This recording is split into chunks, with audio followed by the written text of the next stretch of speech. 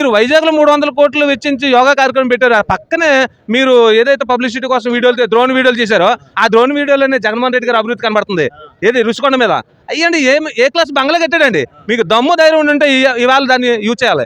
మీరు నిజంగా విజనరీ అయ్యి ఉంటే కనుక దాన్ని యూజ్ చేయాలి. 400 కోట్లు ఎట్టి ఆయన ఒక విజనరీ కాబట్టి ఆయన ఒక బంగ్లా కట్టాడు. మీకు బంగ్లాలో లేనట్టు ఎటుకెళ్ళి ఎవరో నేవీ వాళ్ళు బంగ్లాలో ప్రధానమంత్రిని పెట్టుకోవాల్సిన కర్మ మన రాష్ట్రాన్ని పట్ల జగన్మోహన్ రెడ్డి గారు చేసి చూపించారు. అందులో నువ్వు పెట్టు.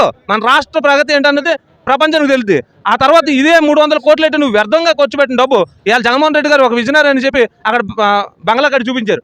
మీరు ఏంటంటే మీరు విజనరీ ఎలాగయ్యారండి? 300 కోట్లు ఎట్టి నువ్వు అదే బీచ్ రోడ్లు ఎంతవరకు అయితే నువ్వు యోగా చేయించావో అదే బీచ్ రోడ్ని డెవలప్ చేసి ఉంటే అది 300 కోట్లు మన రాష్ట్రానికి ఉండిపోయింది కదా. ఈ 300 కోట్లకి నువ్వు ఖర్చు పెడితే ప్రధానమంత్రి గారి దగ్గర నువ్వేమో మెప్పు పొందాం చూసావు. ప్రధానమంత్రి గారు నీకేమైనా ఇచ్చాడా? ఇస్తానని చెప్పాడా? ఒకవేళ ఈవేళ 30 కోట్లు ఖర్చు పెడితే 300 కోట్లు ఖర్చు పెడితే 3000 కోట్లు వచ్చేది ఏమన్నట్టు ఖర్చు పెట్టాడు, తప్పే ఉంది. కానీ ప్రజాధనాన్ని వ్యర్థంగా ఖర్చు పెడతారు. అక్కడ